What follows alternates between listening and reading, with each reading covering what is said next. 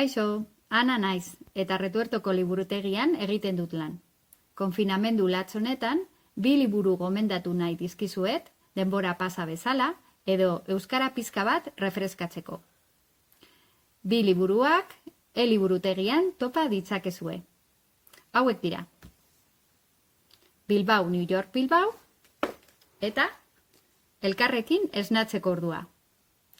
Biak, Kirmen Uribek idatzitakoak.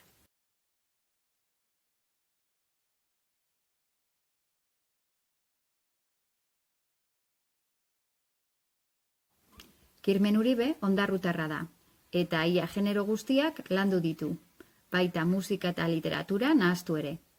Kontuan izan, 2 eleberri hauek sarituak izan zirela, eta gainera arrakastatsuak. Naiz eta aspaldi irakurritako liburuak izan, oraindik ere akordatzen naiz istorioaz. Hasiko naiz honekin, Bilbao, New York, Bilbao. Ikusiko duzue, erraz irakurtzen dela. Autofikzioa erabiliz, Kirmenek erakusten diguna da bere familiaren istorioa. Arrantzaleak, ondarrutarrak denak, hainbat abentura ezagutuko ditugu. Eta kontakizunaren erdigunean kuadro bat, hauxe.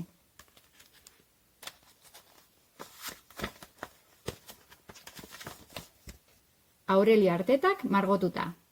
Polita, ezta? Eta segituan, Elkarrekin esnatzeko ordua.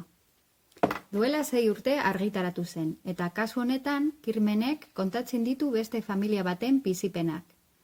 Karmele Urrestik eta Txomin Letamendiak urrun, erbestean, Frantzian eta Venezuelan bizi behar dute bere amodioa. Gerrak gogor jo zuen 20ko hamarkadako belaunaldi hura. Eta askotan, haien esfortzuak ahaztu egin dira. Orduan, badakizu, sartu liburutegian eta murgildu zaitez irakurketan eta euskal literaturan. Agur!